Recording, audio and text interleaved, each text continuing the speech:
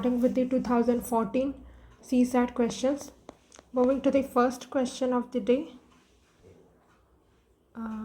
This one. 5 persons, 5 bullets at a target at an interval of 6, 7, 8, 9, 10, 8, 9, 12 seconds respectively. Okay. The number of times they would fire the bullet together at the target in an hour. एक घंटे में कितने बार, the number of times कितने बार they would fire the bullets together, साथ में कितने बार वो फायर करेंगे एक घंटे के अंदर, सब साथ में फायर होने चाहिए। तो हमको क्या करते हैं, हम जब भी ऐसा वाला दिया रहता है पहले तो एलसीएम ही निकालना होगा और फिर एक घंटे में देखना है ना। और ये तो सेकेंड्स में दिया हुआ है तो इसको भी सेकेंड में कन्वर्ट कर लेंगे तो 60 मिनट, फिर 1 minute is equals to 60 second. तो ये हो गया। अब पहले इसका एलसीएम निकाल लेते हैं। तो क्या आ जाएगा, 12 का 2 6 के 12, 3 दूनी 6 6 दूनी 12। अब 9 होगा तो एक और 3 और चाहिए होगा। 8 आएगा तो 2, एक और 2 चाहिए होगा। 7 के लिए 7 चाहिए होगा। 6 तो है, तो क्या आ जाएगा एलसीएम 14 14 14 28 37 51 42 6 6 7 42। इसको मल्टीप्लाई कर लेते हैं। 2 दूनी 4, 2 एकम 2, 4 दूनी 8, 4 एकम 4। अरे इसको ऐसे कैसे लिख दिया, रुको। 2 दूनी 4, 2 एकम 2, 4 दूनी 8, 4 एकम 4। 504 विल बी दी एलसीएम। कुछ नहीं करना, बस डिवाइड कर लेना कितने नंबर ऑफ टाइम्स होगा। 504 सेकेंड्स है ना, तो कैंसिल आउट कर लेते हैं। 2 दूनी 4, 2 5 10, 2 दूनी 4, 2 3 6 16, 2 एकम 2, 2 दूनी 4, 2 6 के 12, 2 एकम 2 10, 2 6 के 12, 2 3 6, 2 3 6 16, 3 से कटेगा 3 दूनी 6, 3 एकम 3, 3 7 21, 3 5 6 15 और कैंसिल आउट होगा क्या, नहीं। 50 डिवाइडेड बाई 7 तो 7 7 49, एक बचेगा, फिर 7 एकम 7, 7.1 टाइम्स। तो अब एक घंटे के अंदर वो 7.1 टाइम्स है वो बुलेट फायर करेंगे टुगेदर। अब आंसर यहाँ पे यूपीएससी ने 7 8 दोनों ही दिया है, तो कोई सा भी मार्क करके आओ सही होगा। बट ये पहले ऐसा होता था कि 2 आंसर, चलो जिसने भी मार्क किया हो जाएगा। अब तो एक ही आंसर रहता है। तो बहुत पहले 2014 का सॉल्व कर रहे हैं ना। अब जल्दी जल्दी फास्ट सॉल्व करना होगा, तभी एक घंटे में सम अप करने का ट्राई करते हैं। A group of 630 children है seated in a row for a group photo session. Each row contains 3 less children than the row in the first of it. अगर फर्स्ट रो में x children है तो इसके अगले वाले रो में इससे 3 कम होंगे, ऐसा बोल रहा है। 3 less children than the row in front of it. Which one of the following number of row not possible? तो हर रो में ऐसे कम होते जाएंगे ना, 3 3, तो ऐसे goes on.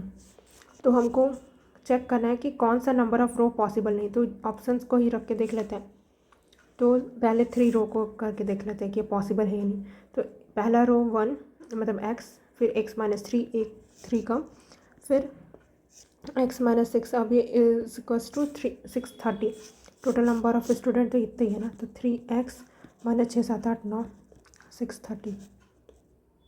3x is equals to 639, 3 दूनी 6, 3 एकम 3 और ये 3 3 9, ये तो हो जाएगा। तो x इज इक्वल्स टू 213, तो ये तो पॉसिबल है। फिर आया 4 रो, तो 3 रो तो यही होगा ही, सेम हो गई। अब अगला वाला क्या हो जाएगा, तो 3x माइनस 9 यही सम होगा। फिर एक और रो जब ऐड करेंगे तो x माइनस 6 तक का हो गया, तो 9 is equals to 630। This will be 4x minus 9 9 18 630। अब ये 18 इधर ऐड हो जाएगा तो 6 4 8 x 4, ये तो हो जाएगा, डिवाइड दिख ही रहा है ना। तो लास्ट वाला 4 का डिविजिबिलिटी रूल से जल्दी चेक कर लो, 4 एकम 4 4 8, यस हो जाएगा। तो ये भी पॉसिबल है। 5 अगर रोज हो तो इतना तक तो सेम ही आएगा, सम करेंगे तो 4x minus 18 plus x minus 9 तक ले लिया हमने, 10 11 12 12 630। तो 5x माइनस ये 10 20 30 630 तो ये 660 हो जाएगा x। अब ये तो डिवाइड हो ही जाएगा, ये तो दिख ही रहा है। फिर 6 रोज होंगे तो क्या होगा, तो सम यहाँ तक का 5x माइनस 30 तो हमको पता है ही, x माइनस 12 तक का ले लिया हमने, तो 12 13 14 15 15 630। तो ये 6x माइनस 45 इक्वल्स टू 630। अब ये इधर ऐड कर देंगे तो क्या हो जाएगा 675x। 6 कम 6 6 कम 6 15 6 दूनी 12। तो ये तो डेसिमल में आ जाएगा, तो ये नंबर ऑफ रो पॉसिबल नहीं है, तो दिस विल बी आंसर। फिर next question, there are 7 persons up on a ladder ABCDE and F। फिर क्या है 7 पर्सन, ओके। फिर A is further up than E, A है वो E से ऊपर है, ओके, but is lower than C। A है वो E से ऊपर है बट C से नीचे है, ठीक है, मतलब A से ऊपर C है। Then B is in the middle, B है वो मिडिल में, तो 7 होंगे तो मिडिल में कौन होगा, 1 2 3 4 5 6 7, तो इधर 3 इधर 3, यहाँ पर है वो B है बोल दिया। G is in between A and B, G है वो A एंड B के बीच में है, A एंड B के बीच में है, ठीक है। फिर E is between B and F, E is between B and F, and if F is between E and D, then the person on the bottom step में कौन होगा, लेडर की बोल रहा है। तो हम यहाँ पर से देख रहे हैं ना, ये टॉप है, दिस इज़ बॉटम। अब हमको ये रिलेशन तो पता है ही, तो इसको एक बार अरेंज कर लेते हैं, AGBEFEFD, तो ये आना चाहिए, और B बीच में है तो B यहाँ पर है, उसके ऊपर G, उसके ऊपर A, फिर EF एंड D, बॉटम में है D। फिर अगला, consider that A is taller than B, C is taller than A, D is taller than C, E is the tallest. फिर if they are made to sit in the above order of their height, who will occupy the mid position, कौन occupy करेगा बोल रहा है। तो A से बड़ा B, मतलब A बड़ा है B से, A से बड़ा C, C से बड़ा D, E is the tallest, तो E टॉलेस्ट है। कितने पर्सन है, 1 2 3 4 5 ही तो है, तो मिडिल वाले में कौन है, C। फिर अगला बोल रहा है, consider the following statement, there are 6 villages ABCDE and F। F है वो 1 kilometre to the west of D, तो पहले direction north south east west. अब हमको क्या बोला, F है वो 1 kilometre to the west of D, तो जहाँ कहीं पर भी D है उसके वेस्ट में 1 किलोमीटर में है F, ठीक है। फिर B is 1 kilometre to the east of E, B is 1 kilometre, अब E कहीं पर भी है, B is 1 kilometre to the east of E, east of E, तो B है वो 1 किलोमीटर है किससे, B is 1 kilometre to the east of, east direction में है ऑफ E। फिर A is 2 kilometre to the north of E, A is 2 kilometre to the north of E, E के north में, तो इधर ही ड्रॉ कर लेते हैं, 2 किलोमीटर नॉर्थ ऑफ E, तो A is 2 kilometre to the north of E। फिर C is 1 kilometre to the east of A, C is 1 kilometre to the east of A, A के ईस्ट में C है वो भी 1 kilometre, C is 1 kilometre to the east of A। D is 1 kilometre to the south of A, D is 1 kilometre to the, कौन सा, D is 1 kilometre to the south, A के south क्या हो जाएगा इधर, और ये 1 किलोमीटर है, कौन है D, और D के बाद का रिलेशन तो हमको पता है F। Which 3 villages are in a line, कौन से 3 विलेजेस लाइन में, तो दिख ही रहा है A D एंड E, क्योंकि 1 किलोमीटर है तो यहीं पे ही आ रहा है ना, ऐसे यहाँ पर है D, वो मैं अच्छे बेटर विजिबिलिटी के लिए अलग से ऐसे D को थोड़ा रख दी, तो A D एंड E लाइन में है, this is the correct answer. फिर अगला, 4 children are sitting in a row, A is occupying the seat next to B but not next to C. 4 children हैं, 1 2 3 4 in a row. A is occupying the seat next to B. ए है वो occupy कर रहा है seat next to be. अब ये ऐसा भी हो सकता है, ऐसा भी हो सकता है, नेक्स्ट टू, दोनों ही नेक्स्ट टू कहलाएगा, है ना, बट नॉट नेक्स्ट टू सी। तो ए है वो बी के नेक्स्ट टू हो सकता है, लेकिन ए है वो सी के नेक्स्ट टू नहीं है, मतलब ये भी नहीं और ये भी नहीं, ठीक है, but not next to C. If C is not sitting next to D, C है वो डी के नेक्स्ट नहीं बैठ रहा है, मतलब ये भी नहीं, ये भी नहीं। Who is are occupying the seat adjacent to D, D के एडजेसेंट में कौन बैठा है? तो पहले तो 4 कैरेक्टर है, A B C D. Possible arrangement क्या क्या पॉसिबल है? ए, ये तो एक B, A B C D एक अरेंजमेंट हो गया, then A B D C, फिर ए बी को अब चेंज करते हैं C D B, A C B D, फिर ए डी बी सी, फिर ए डी सी बी। अब आगे का चेंज करते हैं, तरह से तो बहुत टाइम हो जाएगा, बी को आगे करेंगे, छोड़ो छोड़ो, ये वाला नहीं करते अप्रोच, हम लोग सीधा कौन कौन सा पॉसिबल नहीं है उसके अकॉर्डिंग देख लेते हैं। तो अब हम क्या करते हैं, ए एंड बी को बीच में रख लेते हैं। क्यों ए एंड बी को बीच में रख रहे हैं हम? क्योंकि सी एंड डी आसपास नहीं होने चाहिए, सी एंड डी आसपास नहीं होना चाहिए। तो अगर ए बी को मैं इधर रख दी तो सी डी को इधर रखना ही पड़ेगा, ए बी को इधर रख दी तो सी डी को इधर रखना ही पड़ेगा, इसलिए इन दोनों को बीच में रखना पड़ेगा, ठीक है। या तो ए बी ऐसा हो सकता है या फिर बी ए ऐसा हो सकता है। अब इधर सी आ सकता है क्या? नहीं, सी नहीं आ सकता, ए के साइड में सी नहीं आ सकता, तो सी इधर ला देते हैं बी के साथ, तो इधर सी आ सकता है, ए के इधर डी आ सकता है। अब बी इधर है तो फिर सी इधर रख सकते हैं और इधर डी रख सकते हैं, तो ऐसे तो 2 तरीके से हम बना सकते हैं, है ना। तो डी के एडजेसेंट में कौन है? डी के एडजेसेंट में है ए, बस सही। इसके बाद इसको हम ऐसे भी बना सकते हैं, ये अरेंजमेंट करे बिना ही हम यहीं से देख के बना सकते हैं। तो डी के एडजेसेंट में कौन होगा? डी के एडजेसेंट में सी हो सकता है क्या? नहीं हो सकता, अच्छा सी ऑप्शन में भी नहीं है। फिर डी के एडजेसेंट, अच्छा नहीं, ऐसा तो नहीं बन सकता, ठीक है, ड्रॉ करना ही पड़ेगा। फिर अगला क्वेश्चन देख लेते हैं। Assume that the hour and minute hand of a clock move without jerking. The clock shows a time between 8 o'clock and 9 o'clock, ठीक है, टाइम 8 and 9 o'clock के बीच का है। The 2 hands of the clock are one above the other, एक के ऊपर एक है। तो after how many minutes nearest integer will the 2 hands be again lying one above the other. तो 8 और 9 के बीच में क्लॉक शो कर रहा है कोई टाइम, अब 2 हैंड्स एक दूसरे के ऊपर में है, मिनट या आवर जो भी है, तो अगली बार वो कब वापस से ऐसे एक के ऊपर एक होंगे। तो ये तो हमको पता ही है कि 65 minute, 65 more precisely 65 5 divided by 11 minute में रिपीट होता है पैटर्न, तो ये याद रख लेना, ठीक है, डायरेक्टली सॉल्व हो जाएगा। फिर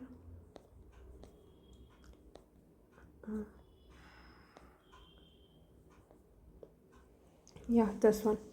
There are 50 students admitted to a nursery class. Some student can speak only English and some can speak only Hindi, ठीक है।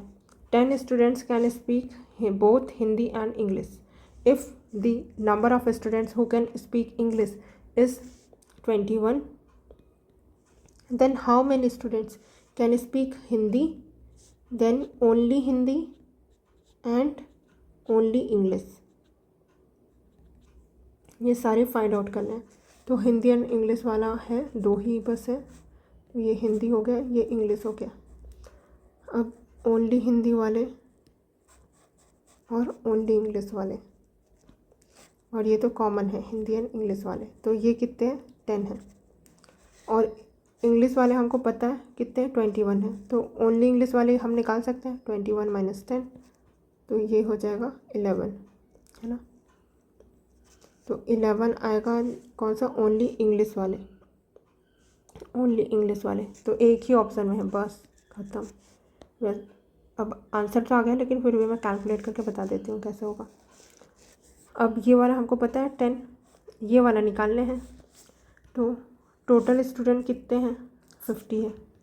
50 इज इक्वल्स टू व्हाट? ये 11 हो जाएगा प्लस 10 प्लस स्मॉल h ले लेते हैं इसको, ओनली हिंदी वाले को, तो कितना आ जाएगा? 50, और ये 21 इधर आके माइनस हो जाएगा h, तो 10 दिस विल बी 4 2 9। तो ओनली हिंदी वाले कितने आ गए 29। हमको पूछा था ओनली हिंदी वाले, तो ये 29। और फिर पूरे हिंदी वाले तो 10 ये वाला ऐड और कर दूँगी तो पूरा सर्कल मिल जाएगा। ओनली हिंदी वाले इतने हैं, इसका वैल्यू है 29, 10 और ऐड करूँगी तो 39 हो जाएगा। ये हो गया। फिर अगला, a gardener increased the area of his rectangular garden by increasing its length by 40%, decreasing its width by 20% and the new area of the garden क्या होगा। तो हमको रेक्टेंगल का एरिया पता है, लेंथ इनटू ब्रेड्थ होता है। मान लेते हैं कि दिस वाज द ओरिजिनल, ठीक है। अब उसने लेंथ को इंक्रीज़ किया 40%, तो 40% इंक्रीज़ कर दो लेंथ को, एंड ब्रेड्थ को डिक्रीज़ किया है ब्रेड्थ को, ठीक है। क्या हो जाएगा, तो 2 4 2 5 6 10 इंक्रीज़ हुआ तो 1 प्लस तो 5 6 7/5 L मल्टीप्लाई में 2 1 2 5 6 10 डिक्रीज़ हुआ है ना, तो ये हो जाएगा ब्रेड्थ 5L 5 एकम 5, ये 4/5 B 7 चौक 28 5 5 25 L इंटू बी। तो ये था ओरिजिनल, अब ये हो गया है 28। तो कितना चेंज आया, 3 का चेंज आया, 26 27 28 फ्रॉम वेयर 25 से, बस परसेंटेज में निकाल लेते हैं। 25 चौक 100 4 तिया 12, तो 12% क्या हुआ है, 25 से 28 हुआ है तो इंक्रीज़ हुआ है ना, तो 12% इंक्रीज्ड, ठीक।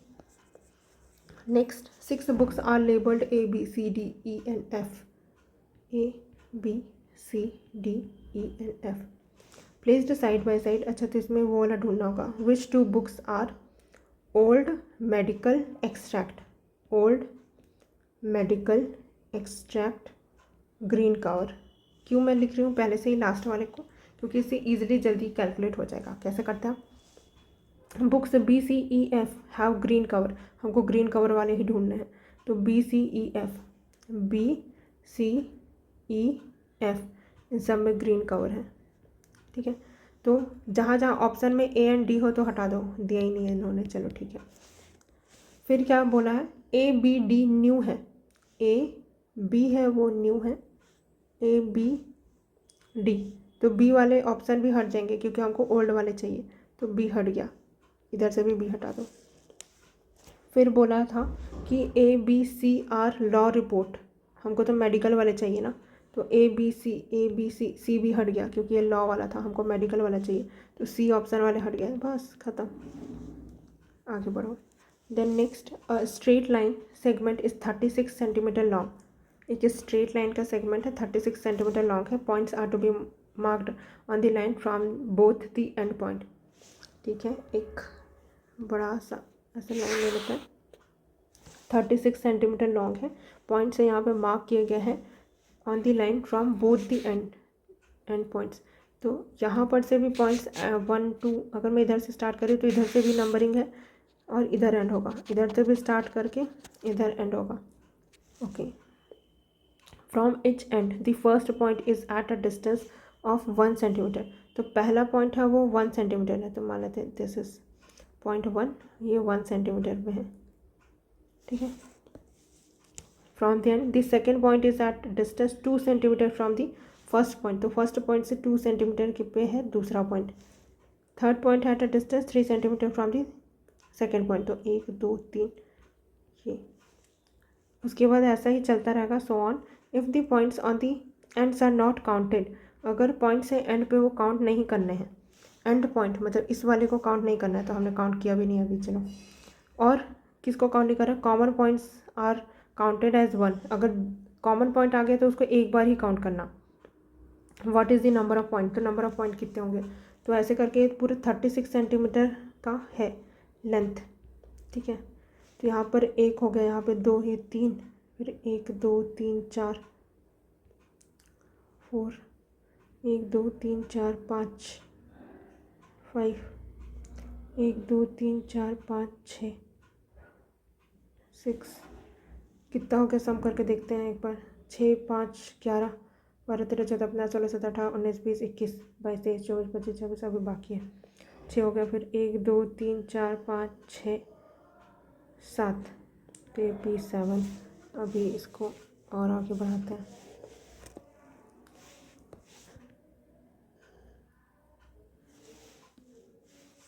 सात हो गया, फिर 1 2 3 4 5 6 7 8 P8। अब काउंट करके देखते हैं। 8 7 14 15 16 17 18 19 20 21 22 23 24 25 26 27 28 29 30 31 32 33 34 35 36। यस, हो गया है। तो यहीं तक का है। तो दिस इज़ द एंड, यहाँ तक का है। अब इधर से भी काउंट करना पड़ेगा आपको इनको। और यहाँ पर भी 1 सेंटीमीटर, यहाँ पर P1 होगा 1 सेंटीमीटर।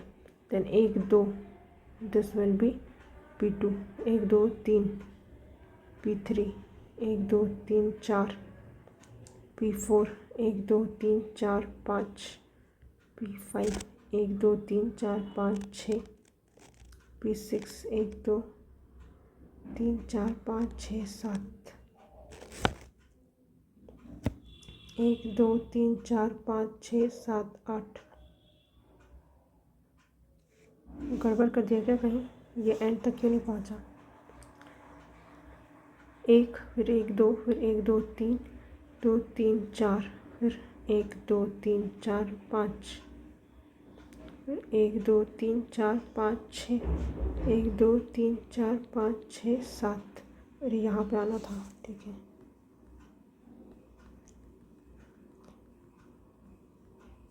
सात आना था ना, तो 1 2 3 4 5 6 7 यहाँ पे आना था।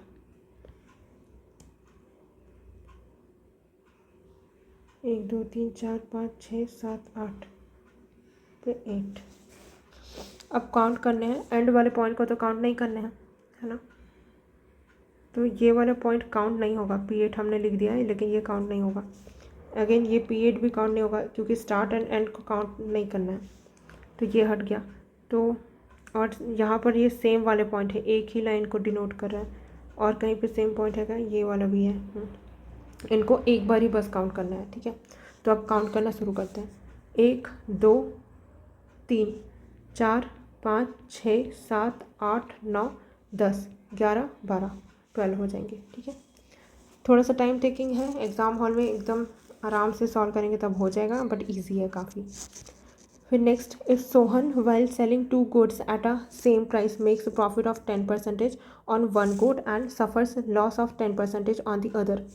तो सोहन ने 2 गुड को बेचा है सेम प्राइस में, मतलब दोनों प्राइस का सेलिंग प्राइस सेम है, ठीक है।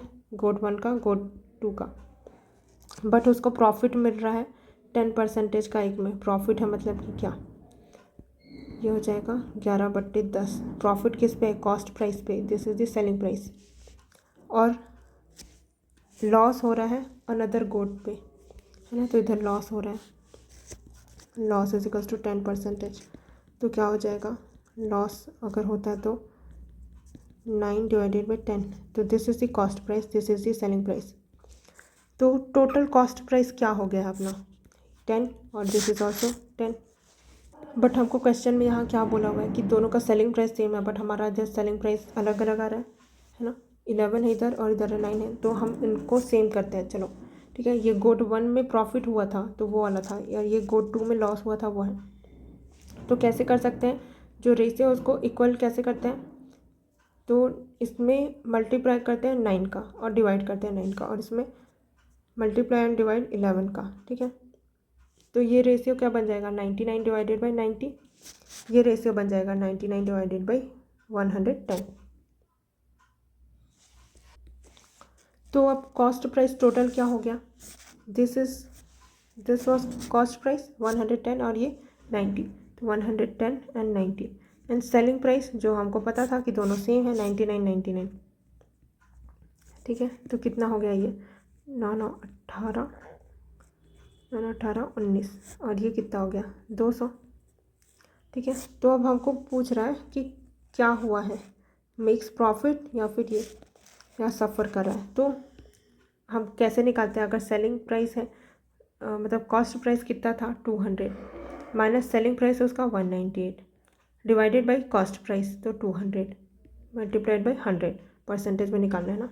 तो इधर क्या आ जाएगा? 2 अब यहाँ पे देखो क्या है, कॉस्ट प्राइस ज़्यादा है, मतलब कि हम ज़्यादा में ख़रीदे हैं और सेल कर रहे हैं कम में, तो क्या हो रहा है, अपने को लॉस हो रहा है। तो लॉस वाला कौन सा ऑप्शन है, ये तो प्रॉफिट बोल रहा है नहीं, और ये बोल रहा है कि नो प्रॉफिट नो लॉस। भाई लॉस हुआ है, तो ये 2 डिवाइडेड बाई 200 मल्टीप्लाई बाई 100, तो ये कैंसिल आउट हो जाएगा। तो क्या आ जाएगा 1%। तो ही सफ़र्स लॉस ऑफ 1%। इधर लॉस ऑफ 2% बोला है, नहीं 2% नहीं, लॉस ऑफ 1% होगा, ठीक है। So that was the answer. अब यहाँ पर बोल रहा है out of the total of 120 musician in a club, 120 musicians हैं, 5% can play all the 3 instrument. 5% है इसका, 120 का 5% कितना होगा, 6 है, वो क्या करते हैं, 6 can play all the 3 instrument, तो ऑल 3 इंस्ट्रूमेंट प्ले कर सकते हैं। कौन कौन से, guitar violin and flute, guitar violin flute. It so happens that the number of musicians who can play any 2 and only 2 of the above instrument is 30।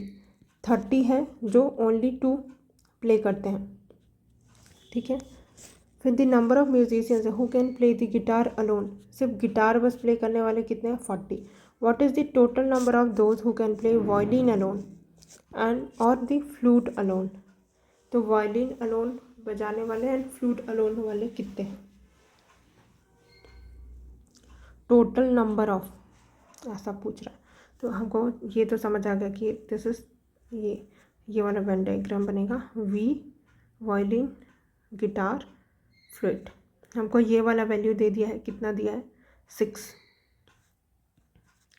Ji we and F वाला, और ये वाला भी वैल्यू दिया हुआ है, but in तीनों का समेसन वाला दिया है, दैट इज़ 30। और कौन सा वैल्यू दिया हुआ है, गिटार का, दिस इज़ 40। अब ओनली जी वाले निकालने पड़ेंगे अपने को, फिर उसके बाद फिर ये सारे भी निकालने होंगे, तो इसके लिए थोड़ा सा स्पेस इधर क्रिएट कर लेते हैं। तो क्या हो जाएगा, टोटल कितने हैं, 120 म्यूजिशियन है ना। अब यहाँ पर मान लेते हैं कि ओनली वायलिन वाले कितने हैं, स्मॉल वी, ठीक है, और ओनली फ्लूट वाले स्मॉल एफ, ठीक है। तो क्या बनता है इक्वेशन, अगर ये वैल्यू भी हमको पता होती, तो वी प्लस एफ प्लस ये ओनली जी वाले अभी हमने नहीं निकाले ना, तो जी वाले निकाल लेते हैं, 40 माइनस ये और ये, बट ये तो ऐसा नहीं निकल पाएगा ये, लेकिन ऐसा 40 दिया क्यों है, कोई क्वेश्चन और चेक करते हैं। If so happens that the number of musician who can play any 2, okay, the number of musicians who can play the guitar alone. अच्छा, गिटार अलोन की वैल्यू दी है, ओके, गिटार अलोन, जैसे हम only guitar बोलते हैं ना, वही वाली वैल्यू है, ठीक है। तो ये 40 दे दिया अपने को, चलो अब बन जाएगा v प्लस एफ, तो ये स्मॉल g की वैल्यू हमको दे दी गई है, ठीक है। तो ये हो जाएगा, कब ये सिर्फ g होता, जब वो ये बोला रहा था कि हु प्लेस गिटार, तो उसमें ये भी आ जाता ना कि जो गिटार एंड वायलिन दोनों बजा रहा है, गिटार एंड फ्लूट दोनों बजा रहा है, ऐसा भी आ जाता। बट हमको क्वेश्चन में ही बोल रहा है कि गिटार अलोन, मतलब कि सिर्फ गिटार बजाने वाले हैं, तो वो 40 दे दिया है। एंड ये तीनों बजाने वाले, कॉमन वाला कितना पता है अपने को, कॉमन वाला है वो 6 है, प्लस और ये दो वाला पेयर वाला भी अपने को पता है, दैट इज़ 30, है ना। अब हमको v प्लस एफ ही तो निकालने बोला था, तो यहीं से निकल जाएगा, 120, 40, 50, 60, 70, 76 माइनस कर देते हैं 10, this is 11, 4, 8, 9, 10, 11, 44, this is the correct answer, ठीक है। फिर next, 6 identical cards are placed on a table. Each card has number 1 marked on one side and number 2 on other side. तो अगर ये कोई कार्ड है, इसके फ्रंट साइड अगर 1 है तो इसके बैक साइड में 2 है, ठीक है। इन वन ट्राई, ओके, फिर all the 6 cards are placed in such a manner that the number 1 is on the upper side. तो 6 कार्ड हैं, इन सबको ऐसा प्लेस किया गया है, 1 है उसके अपर साइड में है, 3, 4, 5, 6, ठीक है। In one try exactly 4 neither more nor less cards are turned upside down. तो एक ट्राई में आप सिर्फ 4 ही कार्ड को ऐसे पलट सकते हो, पलटेंगे तो क्या दिखेगा, 2 दिखेगा, है ना। सिर्फ 4 ही करना है, 4 से कम नहीं, 4 से ज़्यादा नहीं। The cards are turned upside down in how many least number of tries can the cards be turned upside down. तो कितने कम नंबर में ही आप, कितने कम ट्राई आप कर सकते हो कि पूरा का पूरा 6 कार्ड में ऊपर में 2 दिखे, ठीक है। तो पहला ट्राई करते हैं। पहले ट्राई में हम 4 कार्ड को अपसाइड डाउन कर सकते हैं। तो चलो कोई भी ये 4 कार्ड को कर लेते हैं, 3 4, क्योंकि शुरू में तो फ़र्क नहीं पड़ता ना, सब में 1 है। अब सेकंड ट्राई में क्या करेंगे, इन चारों को अपसाइड डाउन करते हैं। तो ये 1 1 और ये हो जाएगा 2 एंड दिस इज़ 1। अब थर्ड ट्राई में मैं क्या करूँगी, 1 1 1 और इसको, तो 4 कार्ड हो गया, तो अब सब में आ गया 2। तो मिनिमम 3 ट्राई लगे मुझे सब में 2 2 2 लाने में, है ना। फिर अगला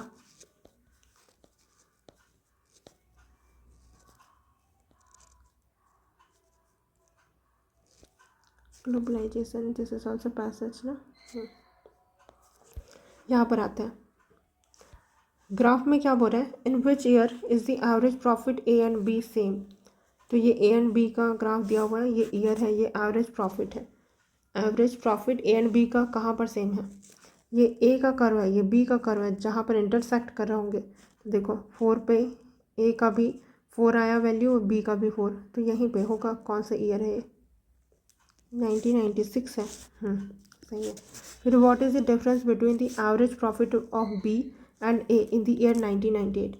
तो 1998 में क्या पूछा है, डिफरेंस बताना है एवरेज प्रॉफिट बी एंड ए का। तो बी माइनस ए 1998 में, तो बी की वैल्यू एंड ए की वैल्यू 1998 में। बी की वैल्यू है 4, ए की वैल्यू है समवेयर इधर, तो ये 3 4 है, तो ये तो थाउजेंड्स में है, तो ये 4000 है, माइनस ये 3 से थोड़ा सा ज़्यादा है, लेकिन ये देखो मिड में भी नहीं आ रहा है, मतलब 3400 ले लेते हैं, है ना। तो बी का वैल्यू माइनस ए का वैल्यू, ठीक है, तो +600, तो +600 is the answer. How much more average profit did A make in the year 2000 than in the year 1999। तो ईयर में प्रॉफिट ए का देख रहे हैं, ठीक है, कितना more average profit did A make in the year 2000 में ए का प्रॉफिट 1999 से कितना ज़्यादा था, तो 2000 में उसने कितना किया है, ओके करके देखते हैं।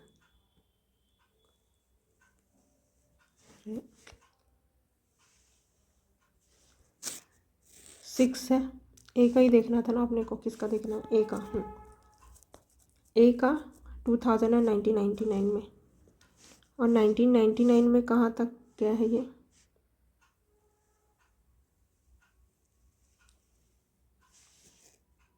तो ये लगभग ऐसे यहीं कहीं पे आ रहा है, 5 से तो ज़्यादा ही है।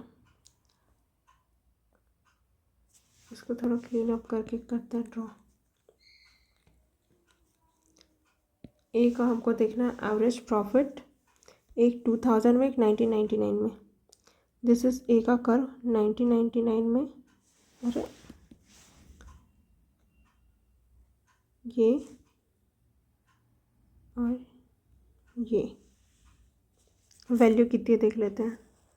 यहाँ पर तो 4000 है, यहाँ पर 6000 है, तो कितना है 1999 से 2000 में, 2000 का गैप है। यस, हो गया। फिर what is the trend of the average profit of B from year 1997 to the year 2000। 1997 से बी का देखना है, ठीक है, 1997 से 2000। तो पहले ऐसा था, फिर ये हुआ, फिर ये हुआ, तो कांस्टेंट, फिर इंक्रीजिंग, देन अगेन इंक्रीजिंग। तो इसको क्या बोलते हैं, नॉन इंक्रीजिंग नहीं भाई, कांस्टेंट भी था ना, और इंक्रीज़ हो रहा था, तो कहाँ non increasing, non decreasing, yes, क्योंकि कांस्टेंट है तो वो भी आ जाएगा, एंड इंक्रीज़ हो रहा है तो कुछ भी हो रहा है लेकिन डिक्रीज़ नहीं हो रहा है, तो नॉन डिक्रीजिंग, यस। स्टडी है क्या, नहीं भाई, इंक्रीज़ हो रहा था ना, भले बीच में स्टडी था, कांस्टेंट था, फिर तो इंक्रीज़ हुआ था, ये नहीं, फ्लक्चुएटिंग नहीं, फ्लक्चुएटिंग ऐसे ऐसे बोलते, कभी भी ज़्यादा कभी भी कम। ये फिर क्या है अगला, what is the difference in the mean aggregate percentage marks in the student. Okay चलो यहाँ पर से नेक्स्ट में करते हैं।